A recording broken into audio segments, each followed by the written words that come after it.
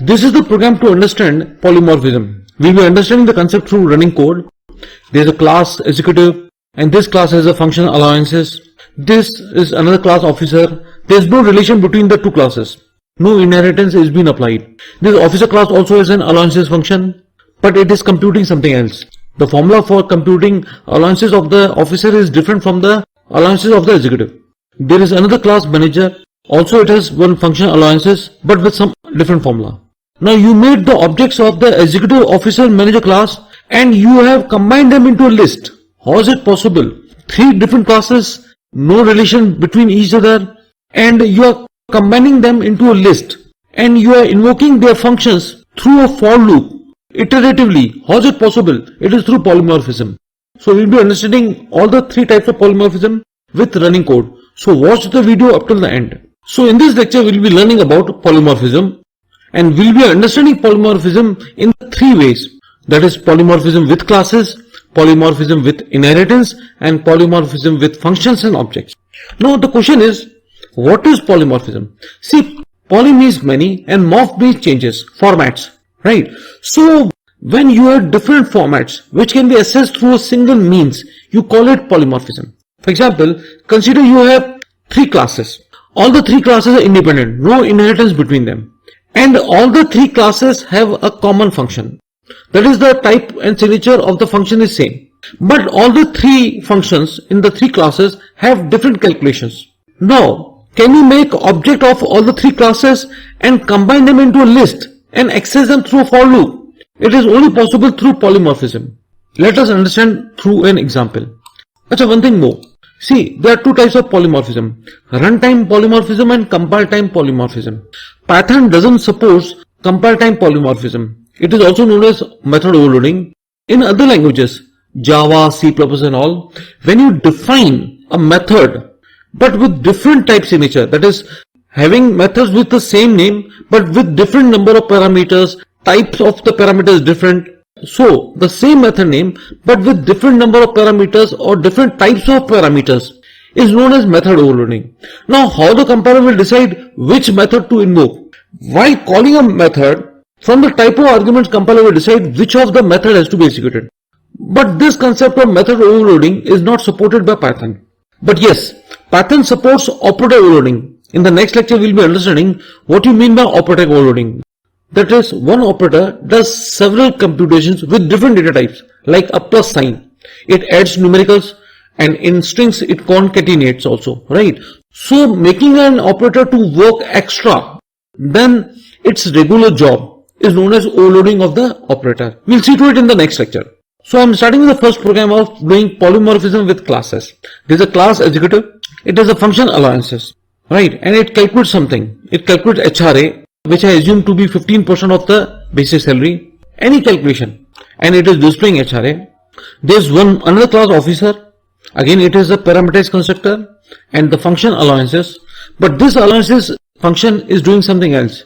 This is computing as 15% as the HRA. This is computing HRA as 20%. If these functions had the same computation, we could have used inheritance. But at the moment, we are not using inheritance at all. There's another class manager. Again, it has a parameterized constructor to initialize the value of the salary attribute. Again, it has the allowances function, which computes the HRA as 25% of the basic salary and displays it.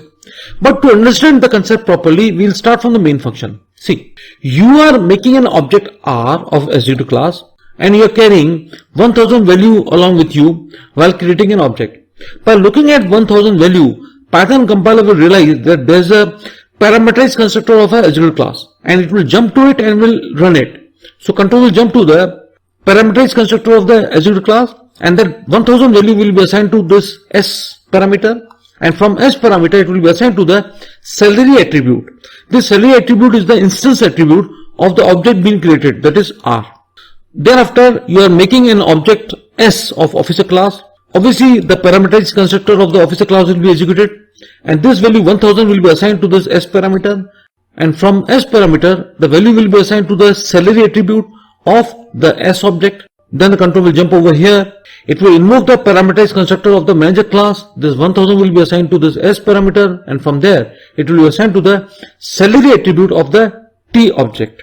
Now you are making the use of for loop with in keyword, and you have combined all the three objects R, S and T of executive, officer and manager class, which are not related to each other, into a list. It is possible through polymorphism only, right? You are generalizing. Now the first list element, that is R, will be assigned to the variable C, and you are invoking the allowances function through variable C. Because R is the object of executive class, the allowances function of the executive class will be executed. So control will jump to the allowances function. You are computing HRA, which is assumed to be 15% of the basis salary, and displaying it. Thereafter, in the next iteration, the object S will be assigned to the variable C. Allowances function will be invoked. Obviously, the S is the object of officer class, so the allowances function of officer class will be executed. It will compute HRA as 20% of the basis salary and will display it. Then the object T will be assigned to this variable C.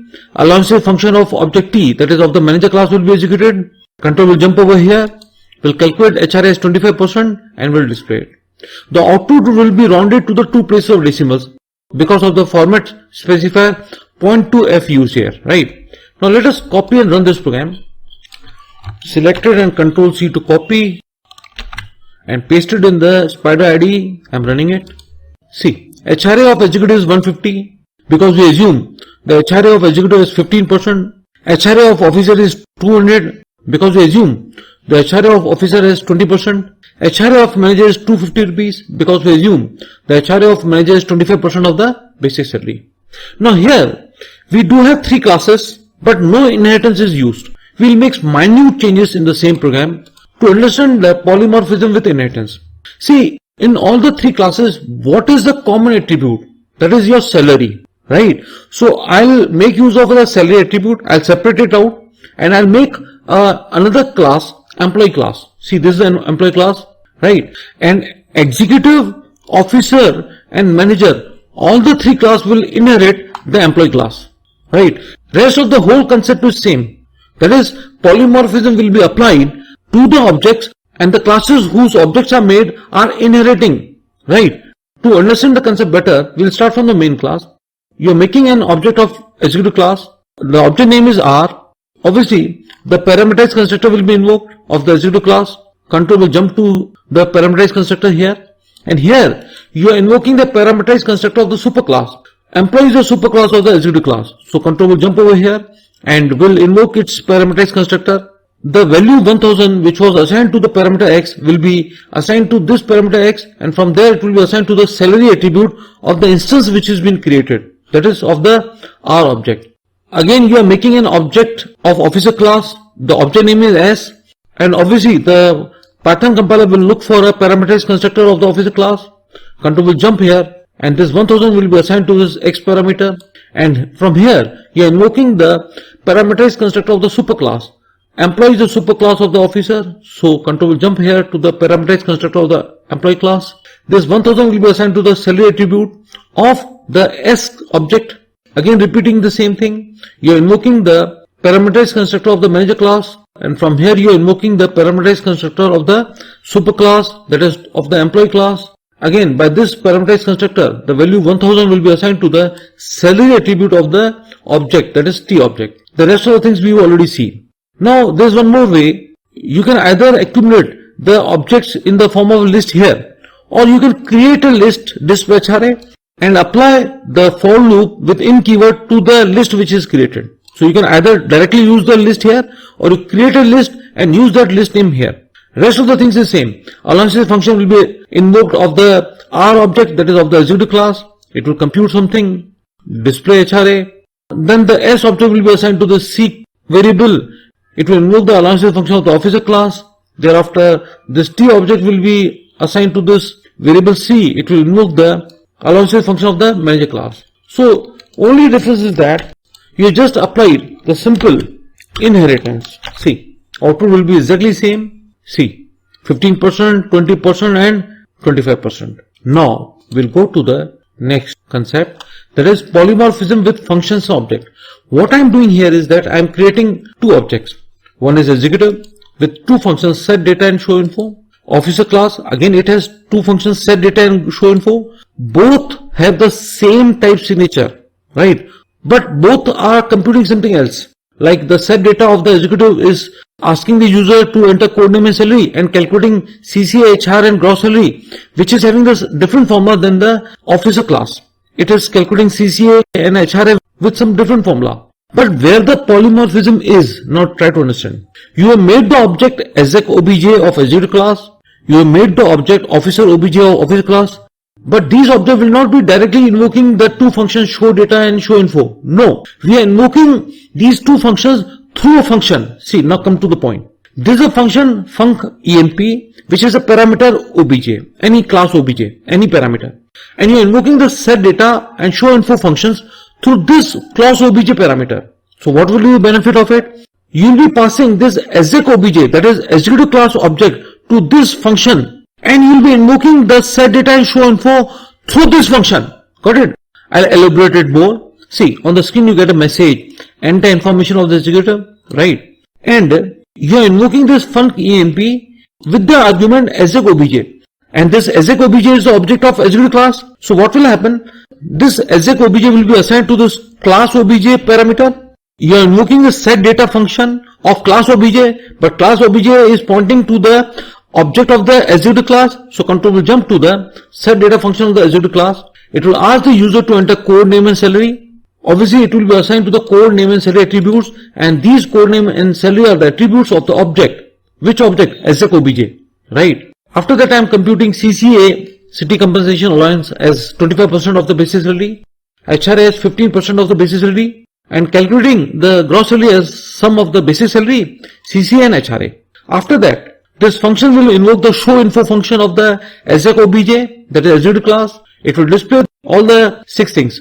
3 things which were entered by the user, code name and salary, and the 3 things that we calculated, CCA, HRA and gross salary.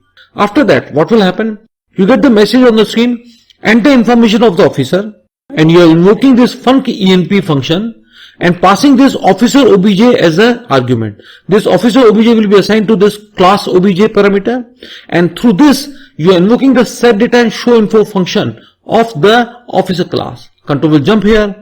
It will ask the user to enter code name and salary. Obviously the code name and salary entered by the user will be assigned to the code name and salary attributes of the officer object, and then you are computing the CCA, HRA and gross salary, and by invoking the show info function these 6 things are displayed.